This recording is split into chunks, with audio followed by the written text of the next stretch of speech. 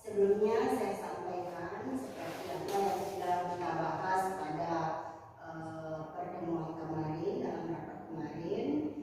Sudah saya sampaikan bahwa hari ini kita akan melakukan kegiatan pendampingan untuk Ibu Ilo Nopaswandari serta Ibu Komang Budiani selaku calon penggerak angkatan 7 Kabupaten Karangasem. Ya, kegiatan ini mengimbaskan atau diseminasi tentang budaya positif.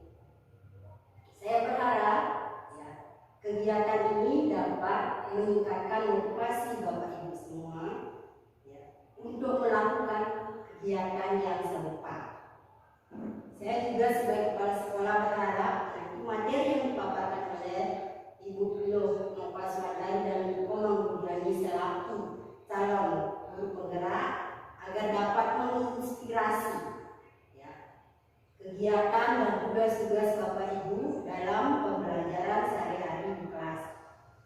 Dan juga saya berharap semoga kegiatan ini nantinya ya dapat bermanfaat untuk kita bersama. Mungkin itu yang saya sampaikan sebagai pembuka.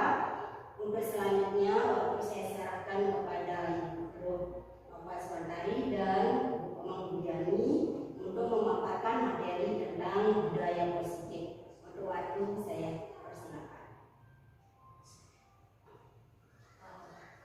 Baik, terima kasih. Saya sampaikan kepada Ibu Kepala Sekolah yang berada di SD 5 Ababi. Hari ini kegiatan diseminasi kami di modul 1.4 yaitu budaya positif. Kami calon guru penggerak berdua di sekolah ini berupaya untuk mengimbaskan modul di budaya positif ini supaya ada beberapa hal yang ingin saya sampaikan tentang materi yang sudah kami pelajari bersama. Nah, yang pertama akan saya sampaikan yaitu materi tentang budaya positif ini oleh saya, nanti akan dilanjutkan oleh rekan saya. Baik, terima kasih. Saya awali dengan salam sehat dan bahagia Bapak Ibu. Salam sehat dan bahagia. Ya, pagi ini kita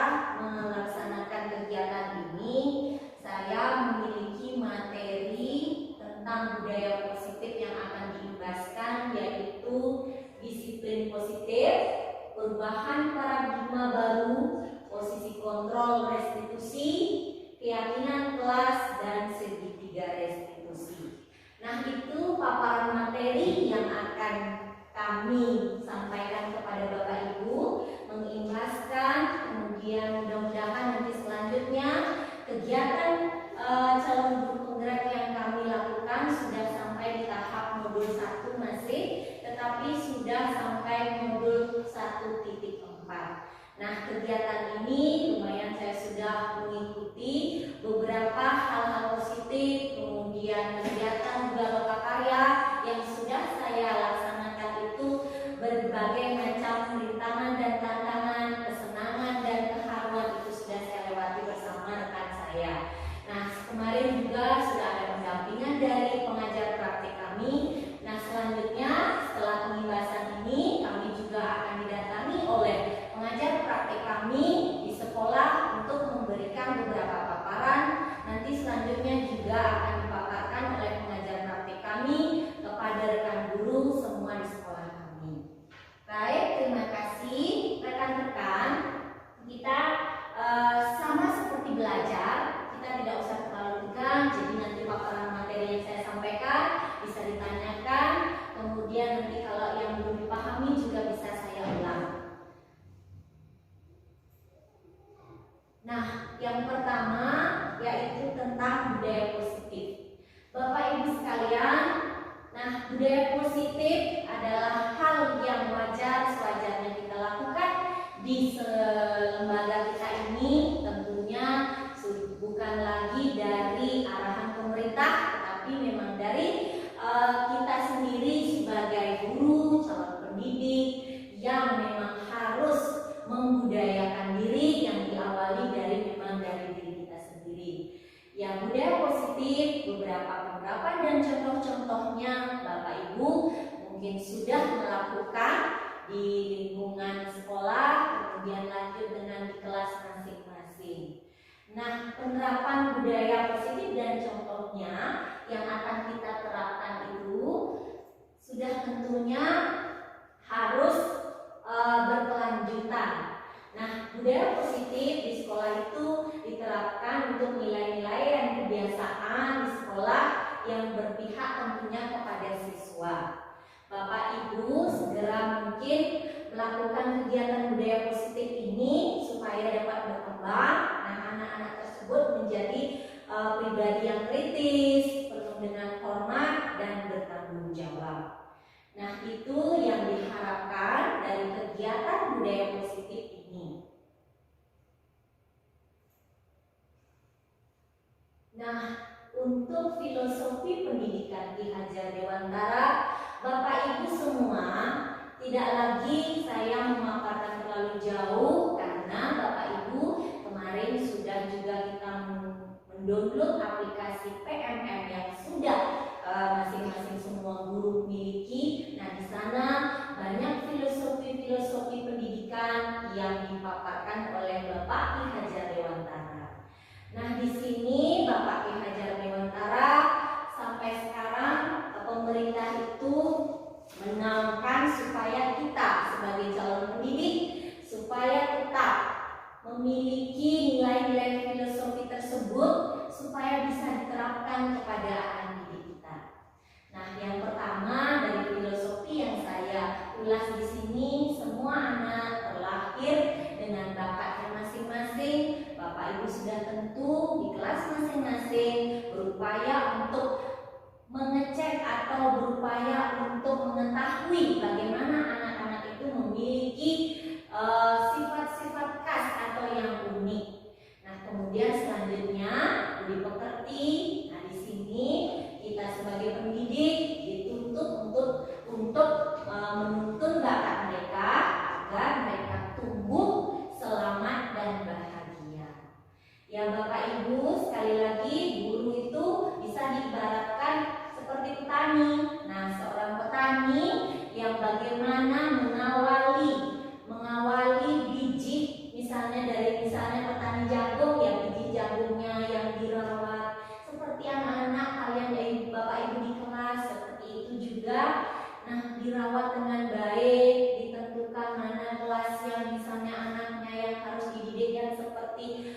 yang lebih aware, lebih ditekankan lagi dia supaya mendapat perhatian yang lebih. Nah, ada juga anak-anak yang cepat melesat mungkin.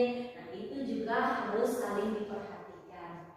Nah, selanjutnya seperti kita ketahui bersama, tuntutan kodrat alam dan kodrat zaman yang memang menguras kita untuk beberapa hal. Kita harus punya cara tertentu bagaimana kita untuk mengikuti mereka dari kodrat zaman, kodrat alam. Nah, dengan teknologi yang begitu canggih sekarang, Bapak Ibu juga harus begitu menyiapkan pembelajaran dan materi kepada yang akan disampaikan kepada anak didik kita supaya mereka tanggap juga dengan teknologi. Ya, semua dari akhir di sini filosofi pendidikan Ki Hajar Dewantara ini yaitu kata kuncinya adalah berpihak pada anak. Semua hal-hal pembelajaran di sekolah apapun kita tidak dibenarkan untuk tidak berpihak kepada anak. Jadi kita menuntun mereka, mengasah pemikiran mereka, berupaya, berusaha supaya mereka memang tertuntut oleh Bapak Ibu guru, mengikuti karakter-karakter mereka masing-masing. Yang itu paparan filosofi pendidikan Ki Hajar Dewantara. Untuk selanjutnya yaitu perubahan paradigma.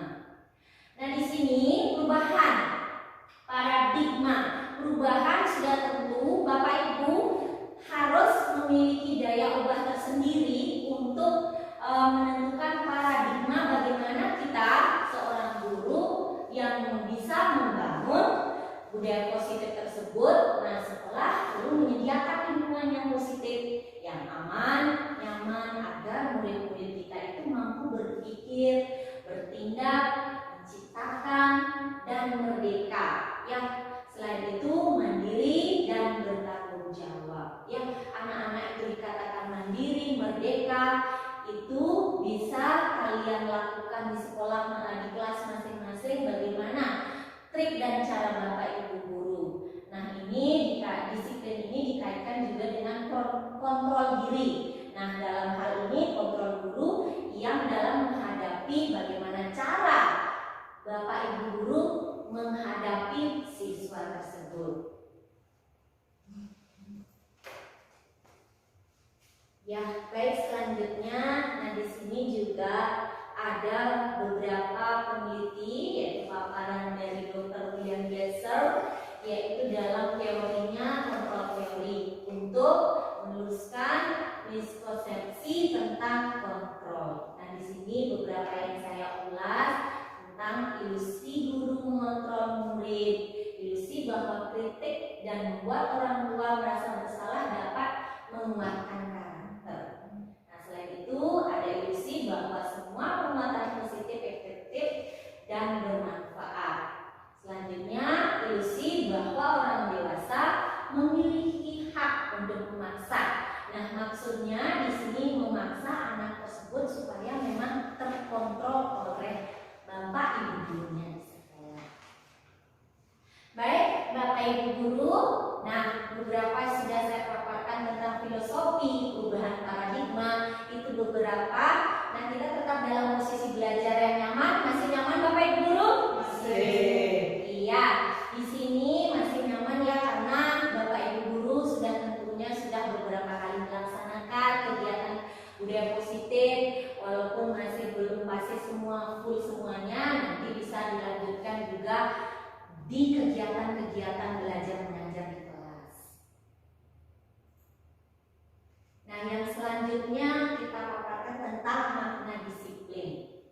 Nah, Bapak Ibu guru, disiplin memang suatu hal yang harus dan membuat kita memaksakan diri bahwa kita yang punya tanggung jawab mendisiplinkan diri, barulah kita memberikan contoh kepada siswa-siswa kita. Nah, di sini ada tentang paradigma, bagaimana stimulus respon, ada teori kontrol juga. Nah, di sini seorang guru, bisakah kita mengontrol seseorang? Nah, seperti ini materi mencoba stimulus responnya, mencoba mengubah agar berpandangan sama dengan kita. Nah, kemudian kalau teori kontrolnya, kita berusaha memahami pandangan orang lain tentang dunia. Nah, di sini ada beberapa paparan tentang stimulus respon yang bisa Bapak Ibu guru coba baca dulu. Nah, nantinya saya akan menjelaskan satu-satu tentang perilaku buruk. Nah, di sini dilihat dari sesuatu kesalahan orang lain, bisa mengontrol diri, atau saya pemaksaan pada saat rujukan yang gagal. Nah, di situ ada juga jenis teori kontrol yang dipaparkan oleh tadi teori-teori dari belajar budaya positif tersebut.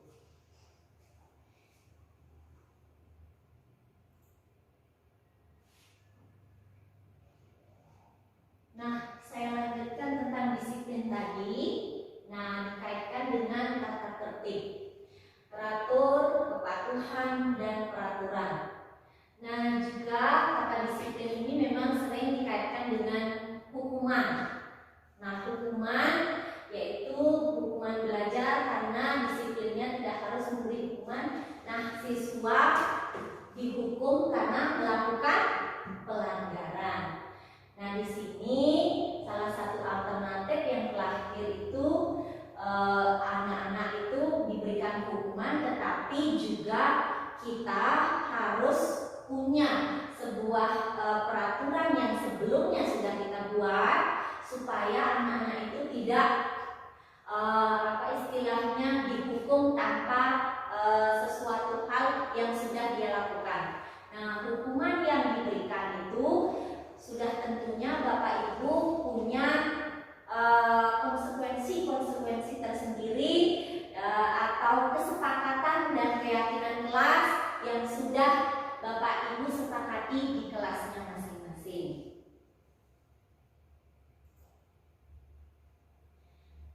Nah, selanjutnya kembali lagi kepada Bapak I Hajar Dewantara yang menyatakan bahwa untuk mencapai kemerdekaan dalam konteks pendidikan, yaitu menciptakan murid yang merdeka, syarat utamanya harus disiplin yang kuat. Nah, di sini memang Bapak Ibu, disiplin yang dimaksud adalah disiplin diri, kemudian memiliki motivasi internal yang terlahir memang dalam diri Bapak Ibu guru. Nah, di sini motivasi internal ini menunjukkan pihak lain juga untuk terlibat aktif dalam sebuah kegiatan kedisiplinan yang memang kita harus laksanakan secara kontinu di sekolah kita masing-masing.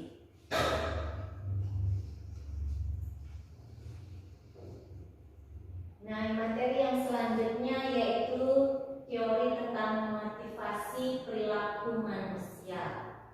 Nah, di sini seperti tadi ada motivasi tentang internal. Nah, di sini sekarang ada motivasi eksternal, yaitu dukungan dari luar. Ya, contohnya dari bapak orang tua, masyarakat. Nah, di sini ada beberapa contoh. Yang pertama, untuk menghindari ketidaknyamanan hukuman tersebut, kemudian untuk mendapatkan imbalan dari orang lain, kemudian selanjutnya menghargai, menjadi insan yang sesuai kita harapkan.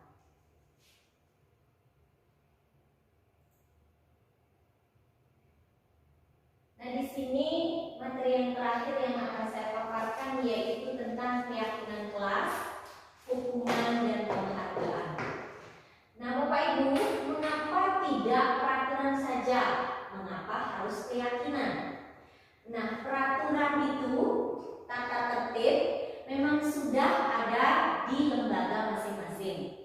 Nah, peraturan misalnya harus mengikuti upacara bendera setiap hari Senin, itu yang disebut peraturan, sudah wajib, itu peraturan. Kemudian kalau misalnya sekolah yang harus mengikuti pembelajaran dimulai dari jam 7.30, itu sudah peraturan. Nah, di sini Bapak Ibu di sini harus memiliki keyakinan kelas. Keyakinan kelas ini itu dibuat masing-masing dari anak tersebut. Apa yang ingin memang dia yakini di kelas tersebut. Berikan mereka kekuasaan merdeka belajar supaya mereka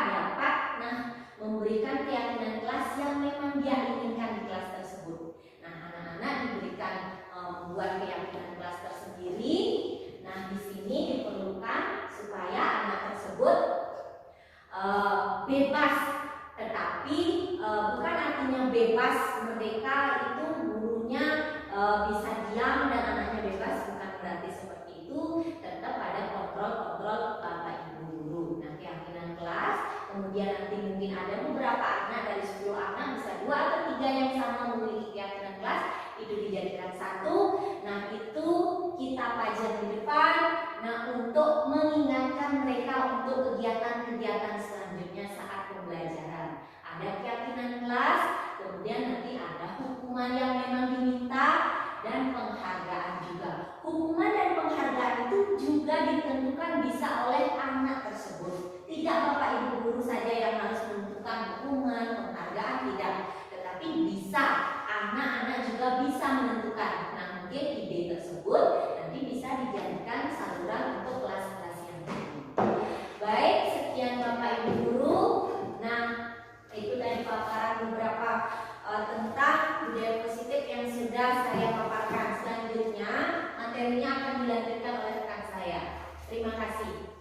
Baik, terima kasih atas waktunya yang diberikan kepada saya. Saya akan melanjutkan materi berikutnya. Sebelumnya, terima kasih kepada kepala sekolah dan guru-guru hebat tentunya di sini. Masih setia dan bersemangat? Masih.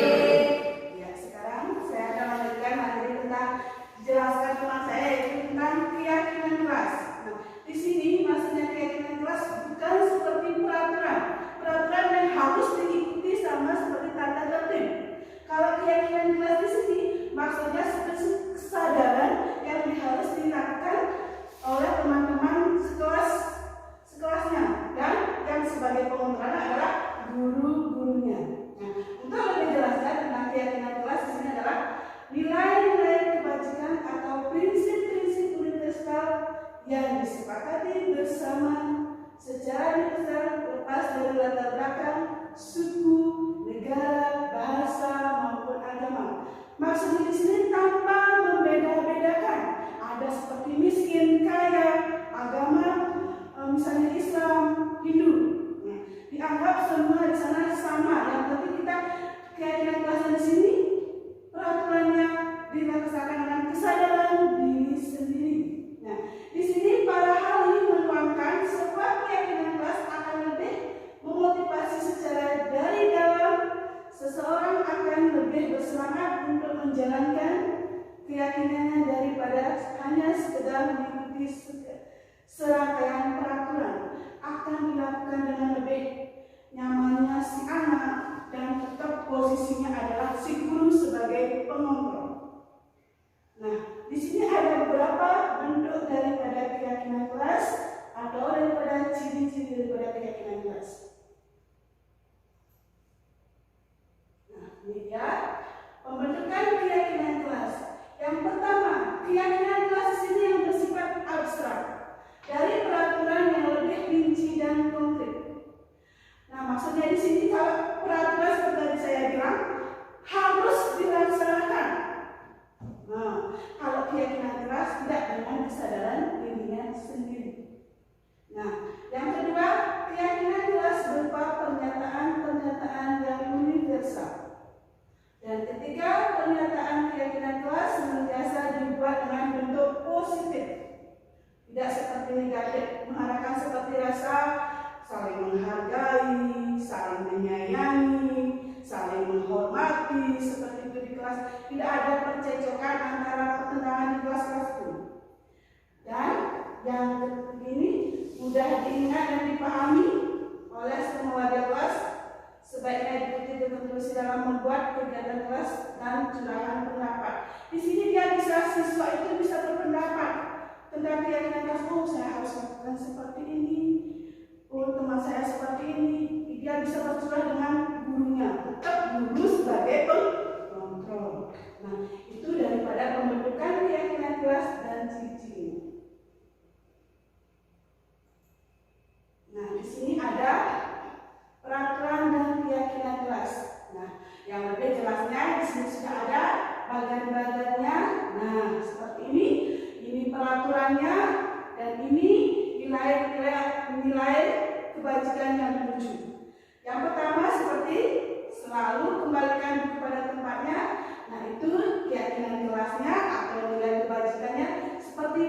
bertanggung jawab. Tanpa kita suruh, anak-anak itu akan merasakan sendiri, menaruh buku di tempatnya. Dia sudah punya keyakinan, oh saya harus mengembalikan bukunya pada tempatnya. Tidak seperti lagi peraturan kan kadang-kadang nggak ingat, kadang-kadang lupa, seperti itu. Yang kedua, dilarang mengganggu orang lain.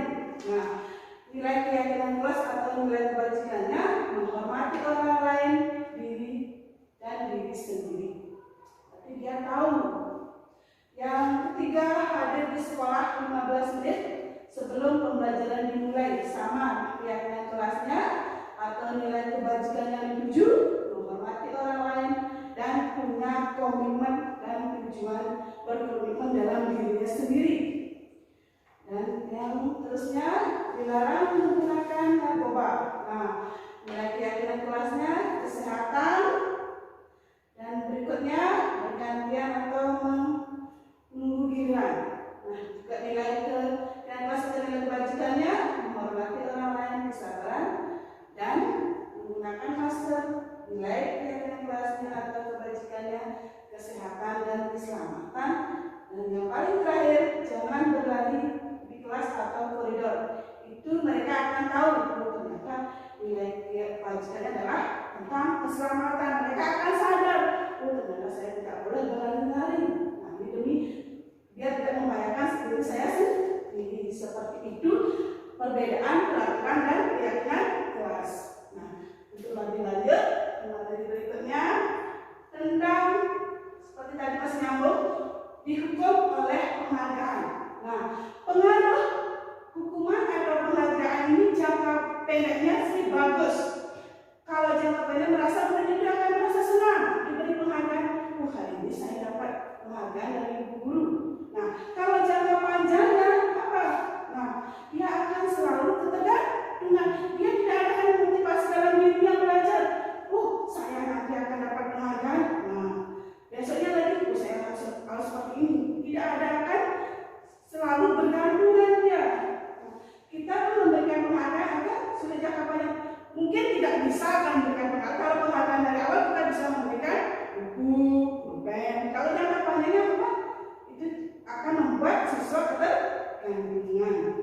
Yang pertama, yang kedua, penghargaan atau menghukum. Nah, ini paling sulit.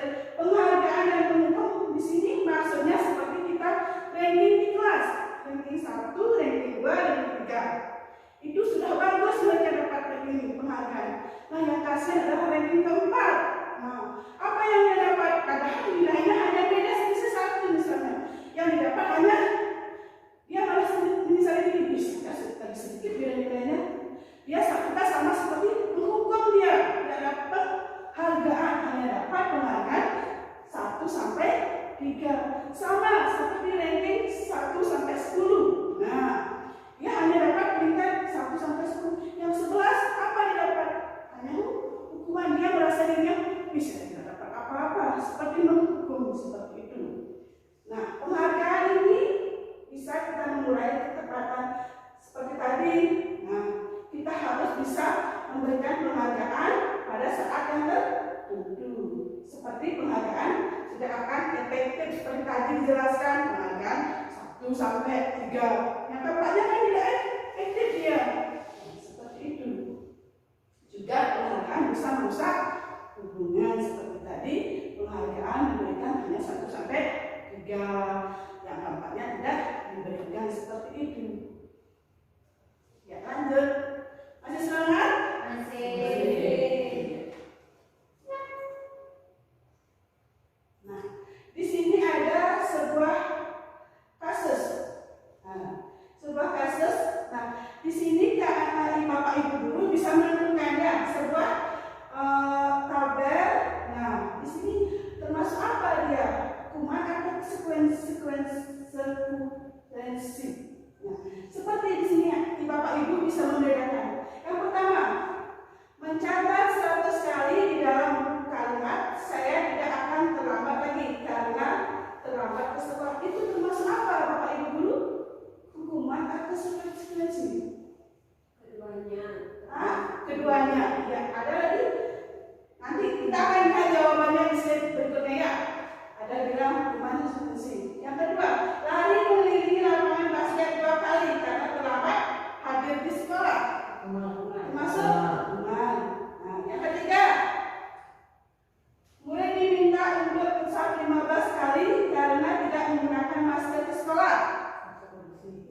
buat kasus A, apa tuh Mas Rian?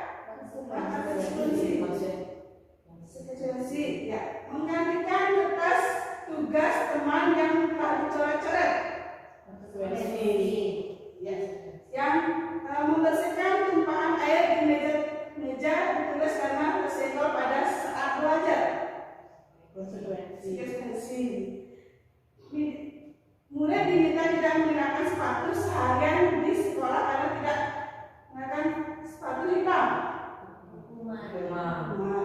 Lari mengelilingi lapangan basket 2 kali karena terlambat 10 menit untuk pelajaran PJOK. Ini seperti kasus contoh. Nah, untuk kita memberikan jawabannya, saya sudah buat. Di sini, Bapak Ibu. Nah, mencatat 100 kali di dalam buku kalimat saya tidak akan terlambat lagi karena terlambat sekolah termasuk itu apa? Karena kita memberikan mencatat 100 kali di dalam buku kalimat saya tidak akan terlambat. Di sini ada tekanannya, berarti termasuk hukuman. Nah, lari mengelilingi lapangan basket 2 kali karena terlambat dari sekolah. Apa? Termasuk hukuman. Lari. Yang menegaskan di sini. Murid diminta usap 15 kali karena tidak menggunakan masker ke sekolah. Itu termasuk hukuman. Menggantikan kertas tugas teman yang telah dicoret-coret termasuk konsekuensi. Ya. Membersihkan tumpahan air di meja tulis karena tersenggol pada saat belajar. Tadi membersihkan bagiannya konsekuensi. Ya, tanggung jawab. Murid disuruh menggunakan sepatu seharian di sekolah karena tidak menggunakan sepatu hitam. Berarti dia memalukan di sini termasuk hukuman. Ya. Nah, di sini lari mengelilingi lapangan basket 2 kali karena terlambat 10 menit untuk pelajaran PJOK. Karena dia termasuk pelajaran PJOK, berarti dia punya konsekuensi.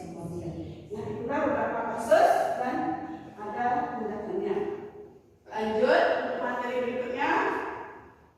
Nah, ini perbedaannya. Di sini sudah sangat jelas perbedaan hukuman dan konsekuensi. Ada hukuman, di sana sudah dijelaskan konsekuensinya. Saya tidak akan paparkan, sudah jelas di sana. Lanjutkan tentang materi baru yaitu kebutuhan dasar manusia. Kebutuhan dasar manusia mungkin di sini tidak terlihat gambarnya. Saya sudah buat gambar seperti ini. Nah, kebutuhan dasar manusia seperti ini saya sudah buat gambarnya. Di sana ada bertahan hidup, cinta kasih diterima. Dan yang kedua kebebasan, yang ketiga kesenangan, yang keempat penguasaan. Nah, di sini maksudnya bertahan hidup.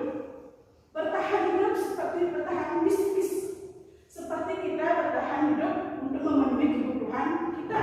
Nah, yang termasuk itu adalah sandang, papan, pangan. Itu yang dasar kita biar bisa hidup. Nah, sekarang yang kedua, cinta kasih yang diterima. Nah, di sini maksudnya cinta kasih diterima. Seorang anak itu dia akan mengharapkan cinta, kasih atau perhatian. Bagaimana sih tingkah laku anak di kelas itu? Dia mengharapkan perhatian atau cinta kita. Misalnya dia mencari kita, dia pura-pura nangis, ya seperti itu dalam kasusnya. Yang kedua yaitu tentang kebebasan. Nah, di sini anak-anak maksudnya kebebasan dalam belajar. Nah, dia bisa menentukan pilihannya belajar dan dia juga punya minat sendiri, bebas untuk melakukan gayanya belajar di kelas, tetap sebagai guru adalah sebagai guru kita yang mengontrol. Nah, yang ketiga yaitu kesenangan.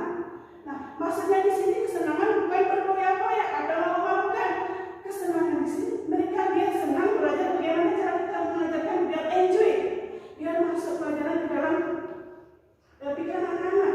Nah, kita harus bisa mengolah di kelasnya dengan kesenangan yang memancing anak mereka seperti tadi, memberikan penghargaan, memberikan ujian, memberikan tepuk tangan. Nah, seperti itu.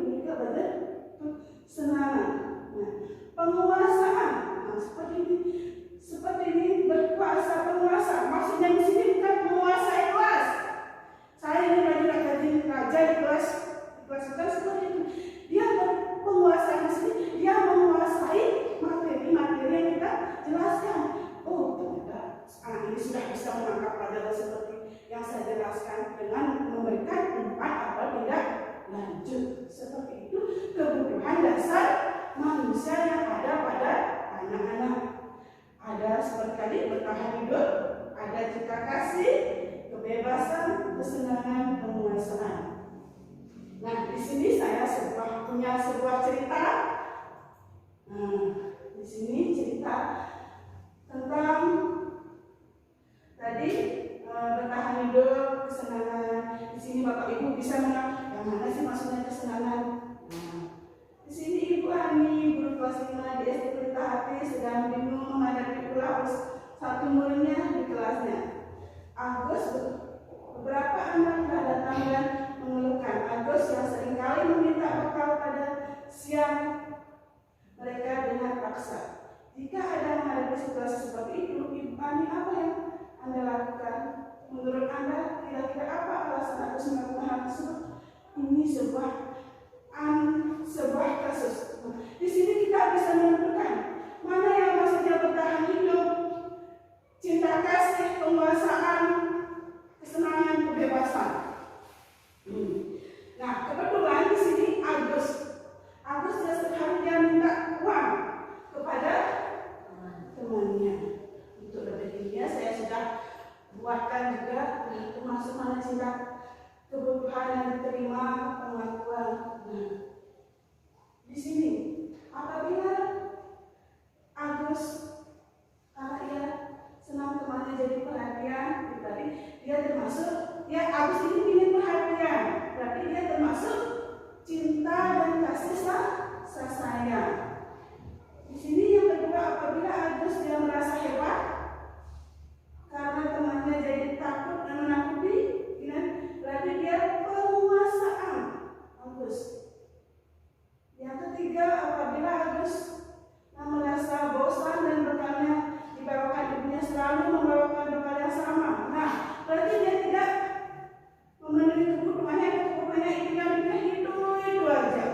Nah, yang terakhir, apabila Agus adalah iseng saja, berarti dia butuh kesenangan.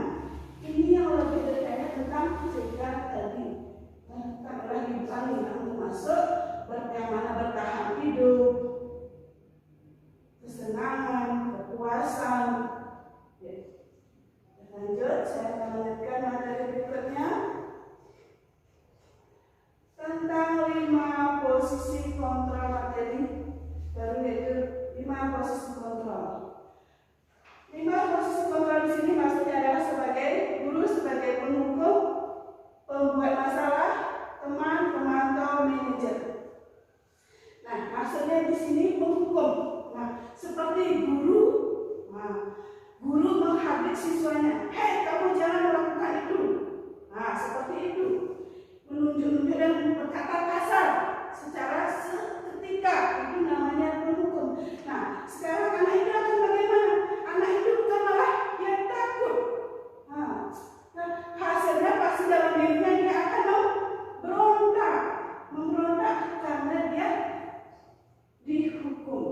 Nah, pembuat merasa bersalah, maksudnya di sini pembuat bersalah, guru itu tidak selalu, siswa itu dikatakan bersalah. Kita bisa berbicara dengan berceramah, mengatakan yang seharusnya dengan rasa, gurunya memang rasa berkecewa, tapi kita bisa mengatakan, menghukum itu dengan cara lembut, lemah, seperti itu. Ya. Nah, nanti hasilnya itu akan bagaimana? Si guru akan menyangkal dari kebohongan. Anak itu akan tumbuh dengan dirinya sendiri dan sadar. Tidak seperti penghukum. Kita kasih tahu anak itu dengan cara menghardik dan kekerasan. Di sini sebagai teman juga sama seperti itu. Teman, kita membuat murid itu rasa bersalah. Ayolah, jangan seperti itu. Ibu tidak mau seperti itu, anak-anak. Lakukan yang terbaik. Mengajak, merayu, senang-senangkan anak-anak seperti itu. Nah, tapi di sini hasilnya dia akan ketergantungan sama kita sendiri, guru sendiri. Mungkin akan patuh pada diri sendiri. Tergantung sekarang si guru yang menginginkan siswanya itu bagaimana cara mengatasinya, seperti itu.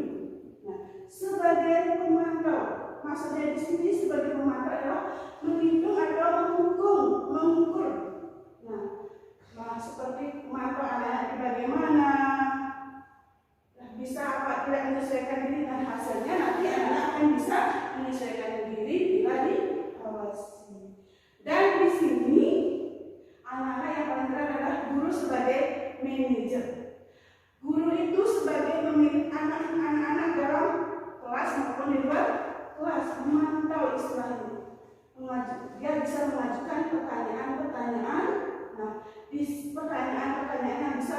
masukkan dalam dirinya, nanti hasilnya akan menguatkan pribadi si anak. Seperti itu isi 5 posisi kontrol. Nah, lanjut materinya. Yang terakhir saya akan jelaskan itu apa itu restitusi. Yang terakhir adalah restitusi adalah menciptakan kondisi bagaimana murid untuk memperbaiki kesalahan mereka sehingga mereka bisa kembali pada kelompok mereka dengan karakter yang lebih kuat. Di sini restitusi ini kita memberikan siswa yang bersalah. Nah, tidak harus seperti kita harus kita katakan salahnya itu. Kita bisa menstabilkan. Nah, dengan cara seperti ini. Ciri-cirinya seperti ini. Nah, ciri-ciri restitusi adalah 1, bukan untuk menebus kesalahan. Bukan seperti dihukum. Nah, kalau dihukum kan dia menebus kesalahan, restitusi ini tidak. Nah, kita akan memperbaiki kesalahan. Belajar dari kesalahan anak-anak. Dari kesalahan itu kita belajar dari kesalahan apa yang anak-anak lakukan seperti itu. Yang kedua, memperbaiki hubungan. Kita bisa, anak saat bertengkar itu kita langsung bisa memperbaiki hubungan. Restitusi itu bukan sebuah tawaran atau bukan paksaan. Dia akan menyadari dirinya sendiri. Nah, di sini restitusi adalah menuntun untuk melihat ke dalam dirinya. Berarti maksudnya di sini restitusi itu dia bisa tahu, oh ternyata kesalahan saya seperti ini saya buat, besok saya tidak akan ulangi lagi. Restitusi diri adalah cara yang paling baik untuk memperbaiki dirinya. Restitusi fokus pada karakter, bukan pada tindakan. Berarti di sini maksudnya dia mengetahui karakternya. Seperti ini karakternya. Besok saya tidak akan seperti ini lagi. Dan karakter, dia sudah mengetahui karakter seseorang itu yang diajak melakukan kesalahan. Ya, restitusi fokus pada solusi. Yang terakhir adalah restitusi membalikan murid yang berbuat salah pada kelompoknya. Di sini juga saya sudah buat. Di sini segitiga restitusi. Segitiga restitusi yang pertama itu menstabilkan identitas. Maksudnya di sini menstabilkan identitas, misalnya ada 2 orang siswa bertengkar. Nah, kita bukan langsung kamu ke sini, apa lakukan kesalahan, apa kamu bertengkar. Nah, bukan seperti itu menstabilkan. Berarti kita bisa menanyakan, mendudukkan mereka berdua, mengajak mereka, kita ajak bertanya, apa sih yang mereka lakukan? Nah, itu menstabilkan. Setelah menstabilkan, kita akan memvalidasi tindakan yang salah. Kita bukan menanya si A salah, si B salah. Kita bisa, keduanya sama-sama salah. Semua orang akan melakukan salah, tapi mereka melakukan kesalahan pasti ada alasannya. Di sini memvalidasinya, apa sih yang mereka lakukan? Kenapa mereka bisa melakukan kesalahan itu? Nah, kita bisa memvalidasinya. Yang ketiga, setelah memvalidasi mereka sudah ada. Nah, kita menanyakan. Kita sudah buat keyakinan keras. Keyakinan kerasnya sudah ada di kelas. Anak-anak boleh melakukan seperti itu. Nah, si anak ini pasti akan menjawabnya. Karena sudah buat keyakinan keras, mereka akan ingat dan sadar kembali dengan keyakinan kerasnya. Seperti itu segitiga restitusi. Ya, lebih jelas. Untuk lebih lanjut, nah di sini ada sebuah contoh. Silakan yang mana namanya menstabilkan identitas, saya sudah buatkan seperti ini. Contoh kasusnya.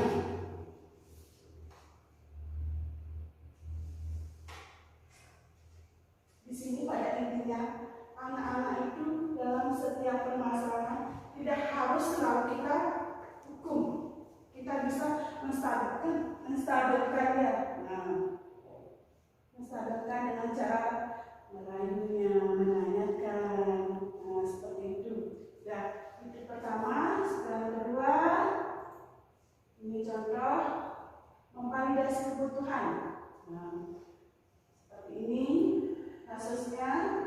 Yang ketiga, menanyakan keyakinannya. Seperti ini contohnya. Nah, sekian dari materi yang saya bawakan. Masih semangat Bapak Ibu Guru? Ya, terima kasih atas waktunya dan dari paparan materi saya. Jika ada yang kurang berkenan, saya ucapkan mohon maaf. Untuk waktunya, Selanjutnya Ibu Kepala Sekolah juga akan menutup kegiatan ini. Saya juga ucapkan terima kasih banyak kepada Ibu Kepala Sekolah dan rekan-rekan teman sejawat saya di sekolah ini. Nah, kegiatan diseminasi saya sudah berakhir dari beberapa paparan materi. Nah, untuk selanjutnya bisa kita pelajari bersama ya. Baik Bapak Ibu, ditutup langsung oleh Ibu Kepala Sekolah. Baik Bapak Ibu sekalian, tadi sudah disampaikan beberapa paparan materi tentang budaya positif oleh Ibu Nilo Nova Swantari dan Ibu Niko Manggudiani selaku calon guru penggerak angkatan 7. Mudah-mudahan apa yang disampaikan bisa bermanfaat bagi kita semua. Demikian kegiatan pendampingan kita kali ini. Untuk kegiatan karena sudah selesai, saya akhiri dan saya tutup dengan para pesanti. Om Santi Santi Santi.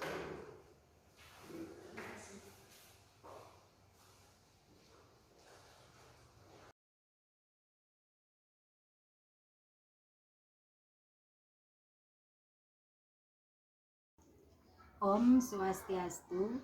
Nama saya Nimade Sri Mahendri SPDSD. Saya Kepala Sekolah SD Negeri 5 Ababi, tempat dari CGP Nilo Nova Swantari dan Nikomang Budiani bertugas.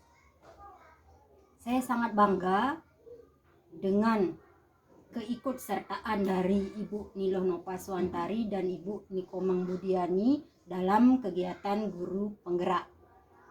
Dengan adanya diseminasi ini ya, yang disampaikan oleh Ibu Nilo Nova Swantari dan Ibu Nikomang Budiani sangat bermanfaat karena memberikan banyak masukan dan inovasi tentang pembenahan yang bisa dilakukan oleh sekolah, tentang budaya yang bisa diterapkan dalam ya, pembelajaran maupun kegiatan di sekolah yang tentunya ya memajukan sekolah dan memajukan pendidikan pada umumnya. Diseminasi yang dipaparkan oleh Ibu Nilo Nova Swantari dan Ibu Nikomang Budiani sangat baik dan mudah dipahami karena ya ini juga bermanfaat untuk semua ya warga sekolah pada khususnya, dan saya selaku kepala sekolah sangat berharap juga kegiatan yang dilakukan ya pemaparan tentang diseminasi ini dapat memotivasi dari para guru lainnya di SD Negeri 5 Ababi untuk melakukan kegiatan yang serupa. Demikian yang bisa saya sampaikan. Mudah-mudahan ya diseminasi ini bermanfaat dan bisa terus dilaksanakan oleh guru yang lainnya yang nanti ikut dalam kegiatan yang serupa. Demikian yang bisa saya sampaikan. Terima kasih. Om Santi Santi Santi Om.